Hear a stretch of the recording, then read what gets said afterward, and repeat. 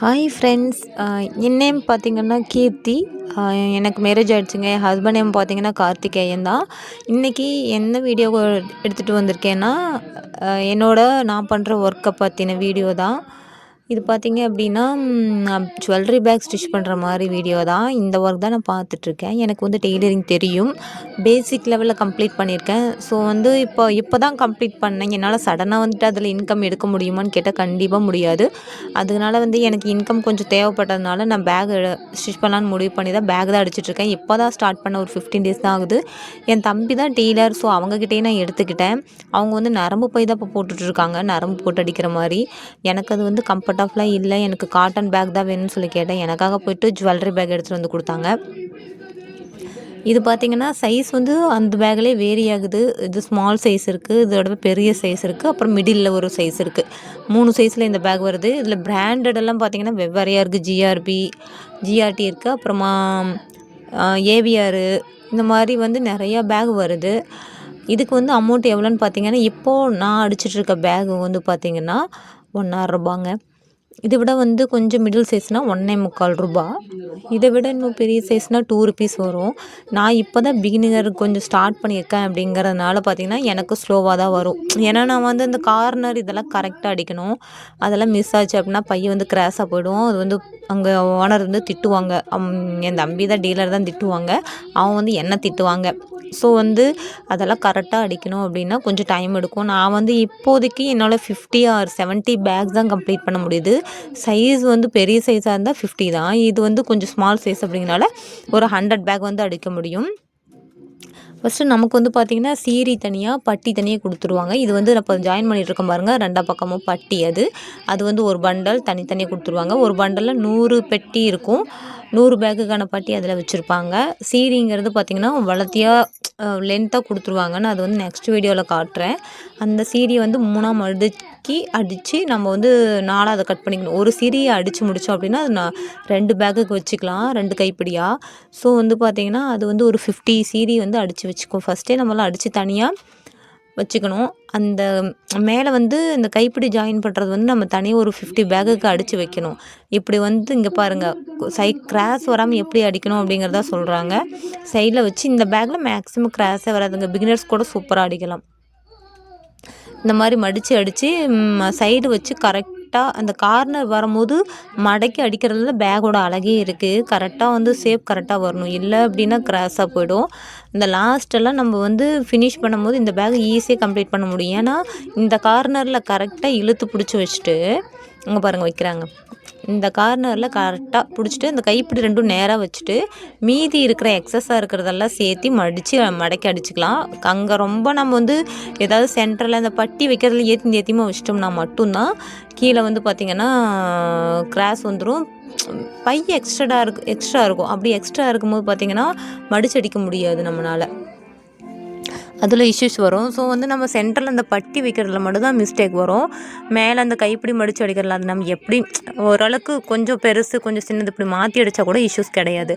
ஆனால் அந்த சென்டரில் வைக்கிற பட்டி மட்டும் கரெக்டாக வச்சிட்டோம் அப்படின்னா நமக்கு வந்து பேக் வந்து கரெக்டாக நார்மலாக வந்துடும். அங்கே பாருங்கள் எப்படி ஃபினிஷிங்கில் சூப்பராக இருக்கும். இந்த மாதிரி ஃபஸ்ட்டே நம்ம வந்து கைப்பிடி வச்சிடணும். ஒரு 10 பேக்கோ ஒரு 20 பேக்கோ ஒரு 50 பேக் கூட நம்ம தனியாக கைப்பிடி வந்து சீரி வச்சிடணும். அது பேர் சீரின்னு சொல்லுவாங்க, கைப்பிடின்னு சொல்ல மாட்டாங்க, சீரி. ஸோ வந்து அது வந்து ஜாயின் பண்ணி நம்ம வச்சுக்கணும். நமக்கு ஈஸியாக அடிக்கணும் அப்படிங்கிற பட்சத்தில் பார்த்திங்கன்னா இது மேலே வந்து ஃபஸ்ட்டு ஜாயின் பண்ணி வச்சுக்கணும். மடித்து அடிக்கிறாங்க பாருங்கள்.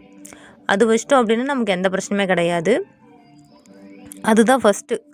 அங்கே பாருங்கள், அந்த சீரி வந்து நம்ம தனியாக மடித்து அடிச்சுக்குவோம். அதோட அந்த ஜாயின் பண்ணுறது மட்டும் இந்த மேலே பிகினிங்கில் ஜாயின் பண்ணுறது மட்டும் அது ஜாயின் பண்ணி ஒரு 10 பேக் 20 பேக் வச்சிடணும். சரியா வச்சிட்டோம்னா எந்த பிரச்சனையுமே கிடையாது.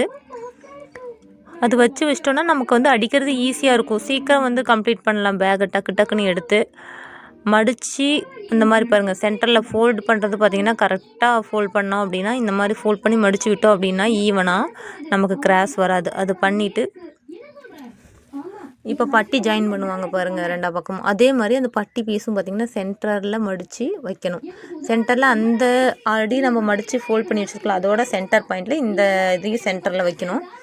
வச்சுட்டு அதுக்கப்புறம் அது மேலே தையல் போட்டுட்டு அந்த கார்னரில் கொண்டாந்து அந்த நீடியில் நிறுத்தணும். தூக்கி கார்னரில் நிறுத்திட்டு அந்த பையோட எட்ஜில் பிடிச்சி இப்படி திருப்பணும் அப்படின்னா பையும் சேர்ந்து திரும்பி வரும். அப்புறம் மீதி இருக்கிற பாருங்கள் அந்த எக்ஸஸாக இருக்கு இல்லையா, அதை வந்து மடித்து தையல் ஒரு தையல் ஓட்டணும். தையல்லாம் நேராக வரணுங்க. மெயின் பாயிண்ட் என்னென்னா தையல் நேராக இருக்கணும். எனக்கு வந்து ஃபஸ்ட்டில் கோணையாக போச்சு, ஆனால் இப்போ ஓரளவுக்கு வந்து நேராக தான் வருது. தையல் அப்படி நேராக விட்டுறணும். கார்னரில் எண்ட் ஆஃபில் கட் அடிக்கணும். அங்கே பாருங்கள், கட் அடிக்கணும். கண்டிப்பாக மேலே 2 பாயிண்டில் கட் அடிக்கணும், கீழே 4 பக்கமும் கட் அடிக்கணும். அப்படி கட் அடித்தா மட்டும் தான் சீக்கிரம் பை பிரிஞ்சு வராது. நம்ம பை கரெக்டாக அடிக்கணும். அங்கே செக் பண்ணுறதுக்கு பற்றையெல்லாம் ஆள் வச்சுருக்காங்க. இந்த எக்ஸஸாக இருக்குது பார்த்திங்களா, இந்த த்ரெட்டு அதெல்லாம் பிசுறு, அது பேர் பிசுறுன்னு சொல்லுவாங்க. அதெல்லாம் கட் பண்ணுறதுக்கும், அப்புறம் வந்து கேப் இந்த கார்னரில் நம்ம மடித்து அடிக்கிறோம் பாருங்கள், அந்த இதில் வந்து கேப் வரும், அந்த ஓட்டை அதெல்லாம் எதுவுமே இருக்கா இல்லையான்னு செக் பண்ணுறதுக்கு ஒரு தனியாக ஆளுங்க நிறைய வச்சுருக்காங்க. ஆனால் இருந்தாலுமே நம்ம கொடுக்கும்போது பார்த்திங்கன்னா நீட்டாக தான் கொடுக்கணும். நம்ம வந்து அடித்து தான் கொடுக்கணும். அங்கே பாருங்கள், அந்தாண்ட ஃபஸ்ட்டு ஒரு கார்னரில் வச்சு பட்டி அடித்தாச்சு. இப்போ அடுத்த கார்னர்லேயும் அதேமாதிரி பட்டி வச்சு அடித்து அங்கே கட் அடிக்கிறாங்க பார்த்திங்களா. அந்த கார்னரில் கட் அடிச்சுட்டு இப்போ பாருங்கள் அவ்வளோதான். இப்போ பிசுறுலாம் இருக்குது, அதை கட் பண்ணி விட்டுட்டு இப்போ மடித்து இப்போ 2 பக்கம் ஈவனாக வைக்கணும். அந்த பக்கம் சைடில் தான் நம்ம மடிக்க போகிறோம். அந்த பக்கம் பாருங்கள் ஈவனாக இருக்கா அப்படி சொல்லிவிட்டு மடக்கி வச்சு நல்லா அமுத்தி பிடிச்சி ஒரு தையல் ஓட்டணும், மடித்து அடிக்கணும் பாருங்கள். வெளியே எடுத்து விட்டுட்டு அது மடித்து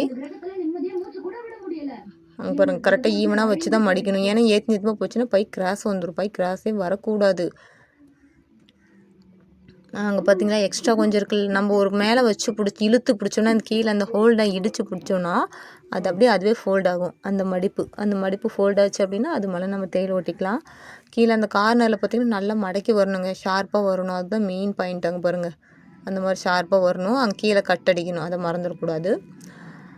எக்ஸ்ட்ரா இருக்க அந்த பிசரெல்லாம் கட் பண்ணி எடுத்துடணும். அடுத்தது பார்த்திங்க அப்படின்னா நம்ம இன்னொரு கார்னர் அடித்து முடிச்சாச்சு அப்படின்னா இந்த பை கம்ப்ளீட் ஆகிடும்.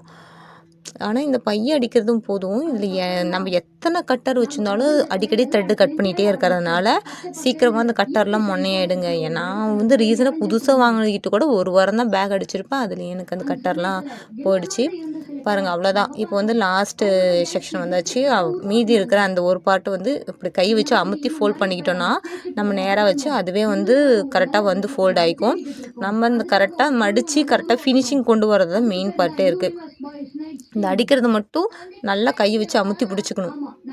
இப்படி நல்லா நேராக எல்லாம் எடுத்து வச்சு அந்த கைப்பிடியெல்லாம் பார்த்திங்கன்னா நல்லா ஈவனாக வச்சுட்டு அமுத்தி பிடிச்சிட்டு மீதி இருக்கிற எக்ஸஸை வந்து தையல் ஓட்டி ஃபினிஷ் பண்ணிடணும். அவ்வளோதாங்க பை அடிக்கிறது, வேறு ஒன்றுமே இல்லை. சிம்பிளாக தான் இருக்குது. நம்ம ஒரு 1 வீக்லேயே கற்றுக்கலாம் இந்த பையெல்லாம். ஓகே, இந்த வீடியோ உங்களுக்கு பிடிச்சின்னா கண்டிப்பாக என் சேனலை சப்ஸ்கிரைப் பண்ண மறந்துடாதீங்க. இன்னொரு வீடியோவில் நம்ம சந்திக்கலாம்.